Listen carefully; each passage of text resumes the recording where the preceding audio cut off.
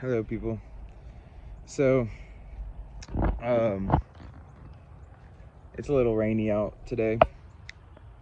Oh, not really rainy per se. I mean, it's like sprinkling a little bit on and off. But,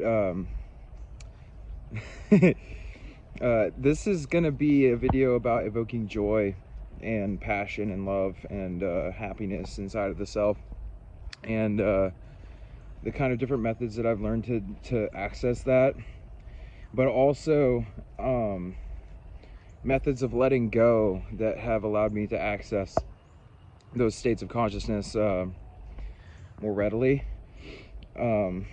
So there's a trick, or there's always a trick to everything, I guess, but like when it comes to joy and happiness, there's a particular feeling and I guess experience that's evoked through the pulling of the energies up into specific centers, and the way that those energies are perceived by the self is something akin to joy or happiness, but a lot of times the mind will either cling on to the feeling, or it will start to interpret whatever it's experiencing, and it will basically ruin the experience through interpretation, and that would then kind of perpetuate a seeking then lost kind of state of consciousness, which can be fun for some people, I guess, if you want to call it quote unquote fun. But in reality, really what it is a seeking for a peak experience. And there really are no peak experiences. You have to realize that this whole thing is happening all at once. This is something that happening in the moment. And what that means is that what the moment is an eternal presence. It's an eternal beingness. It's a perpetuation of a experience of some sort. And the experience is always changing. It's always morphing. It's always moving and turning into other things. And through this change comes growth and expansion and the unveiling or discovery. To discover something is to uncover its hidden meaning, or its kind of to discover, so to take off something from, like, to uncover something. Anyways, but like the whole point is to discover the love that was already inside of you the whole time. And this process is a process not of evoking or making these feelings for yourself so much as it is allowing the feelings to be in you. So the feelings are a living presence inside of you. And the only way to experience those feelings is to be an open vessel or channel for the feelings to flow through. Feelings, a lot of times, really positive, blissful feelings at least, are what would be called a realm of consciousness. And the realm of consciousness is a space where your mind sits, where there are no more problems. And through the not being of any problems, you just feel happy or good. And that space is a space in consciousness. And then when the mind turns back on, then the mind directs the emotional body into another space of consciousness. And then the emotional body moves to that space, and then that space becomes your reality. And if one does not accept that space, then that reality perpetuates itself until one does accept that space. And this is a trap that a lot of people can get caught in, which is basically consistently trying to make the most comfortable or pleasant state for themselves as possible, whilst not realizing that the actual act of attempting to make that pleasant state is what causes the state to not appear. It's the non-acceptance of the moment, or thinking that you need to change the moment or make it better in some sort of way.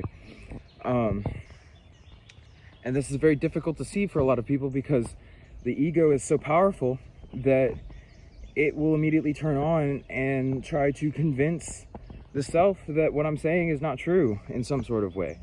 But if you were to do the self-inquiry, or the actual inner looking, then you would see that these states of consciousness have been inside of you the whole time.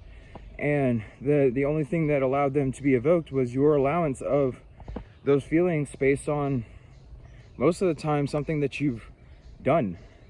So people will do something, and then they'll think to themselves, okay, I just accomplished this thing, therefore I can allow myself to feel this feeling. Then they feel the feeling, and then it goes away. And then they search for the feeling again by attempting to do another thing that is in similar light to the thing that brought about the feeling beforehand. And that whole process is the trap. And the reason being is because that process is what perpetuates the suffering in the first place. And the reason why the process perpetuates the suffering is because there's a feeling in that whole process, or that whole time, there's a feeling of lack, or there's a feeling of not being whole and complete in the self. There's a feeling of not being okay in some sort of way. And that is like what the person is trying to alleviate through the comfort that they're experiencing or making for themselves.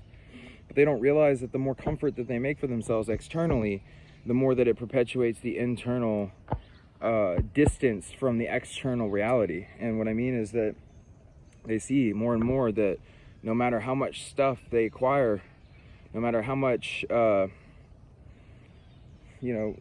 much power you have, or how much wisdom you accumulate, or how much control that you have over your environment or the people around you, it will never actually satisfy or make a space inside of you that is acceptant or resonant with the love and peace that you're looking for.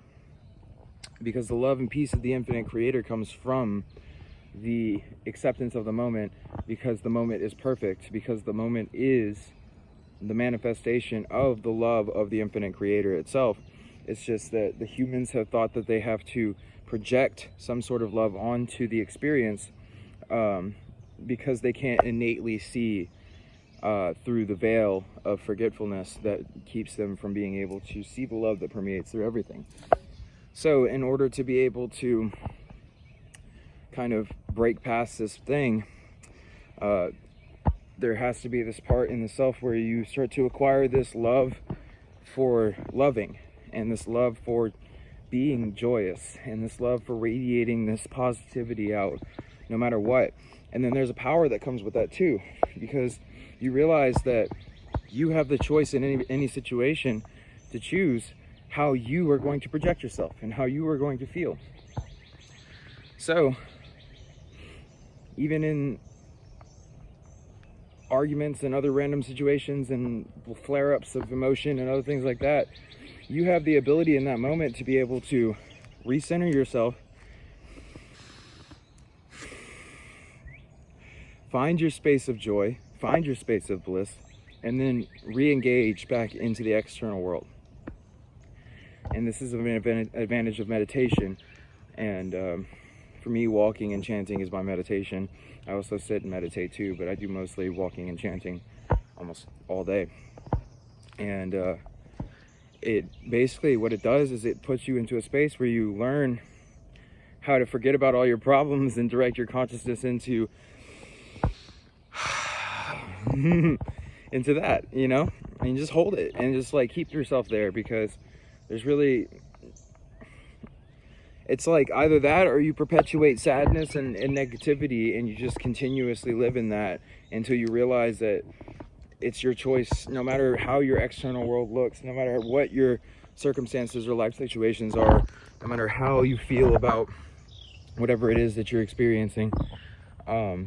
There's always a choice that you have to be able to let your whole life go. Let everything that you're experiencing go. Even if it's only just for a second, 5 seconds, or 30 seconds to start with, or whatever. But you allow yourself to let it all go.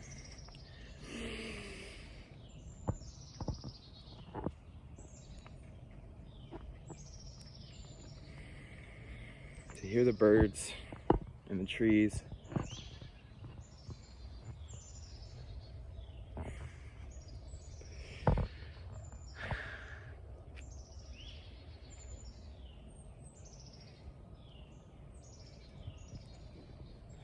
To tap into that inner love light inside of the self.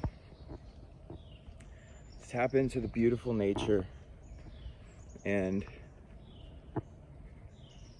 not only beautiful nature externally, but the nature inside of you. The nature that I'm experiencing out here is only a reflection of my internal self, and I choose to put myself in this environment because it's most reflective of my internal self. It's peace, it's love, it's happiness, it's joy. That's all it is. It's just love. Different forms of love expressing themselves through people, things, places, animals, everything. It's all the same energy expressing itself through many, many different forms. The one hand, but many fingers on one hand, being moved by one mind. I don't know. There's a deep acceptance that comes where you realize that once you really truly see that you're an infinite soul, and that you're an infinite creator, and that you're an infinite being, then first of all, this lifespan looks like nothing to you anymore. Meaning, like, this is just the blink of an eye, this experience. It goes by, it comes and it goes, and it fleets, and it's there and it's not there, and it's good and it's bad, and it's ugly and it's beautiful, and it's all this stuff. But all that stuff, behind all that stuff, there's just this awareness that is pure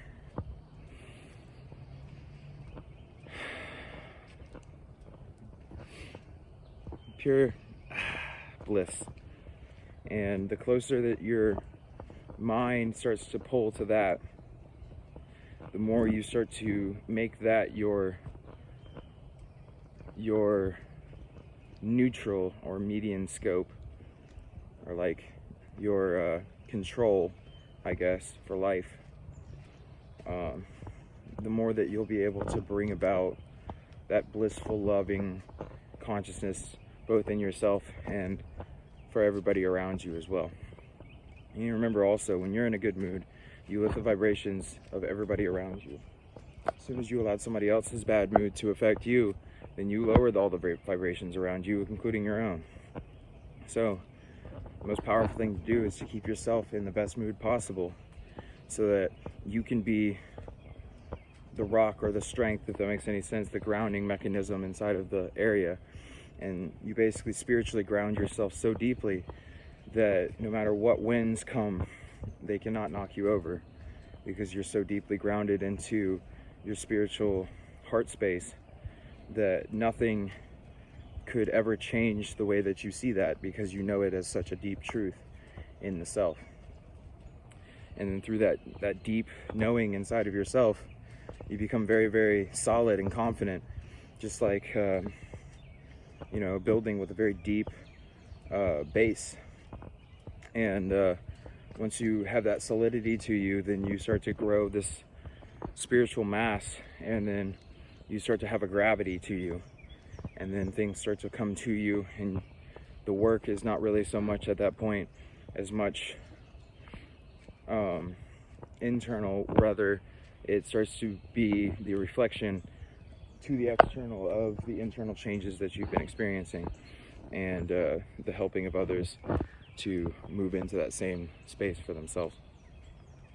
But it all starts with you, and it all starts with your decision to let go of whatever problems that you got going on right now, and just allow yourself to feel happy for a couple minutes, and then just keep doing that over and over and over again, and then all the problems will just disappear, because they were all just mind stuff in the first place, and they're all just fantasy and illusion.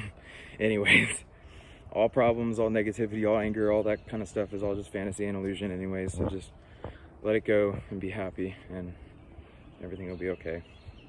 God bless you and thank you. I love you. Have a good day.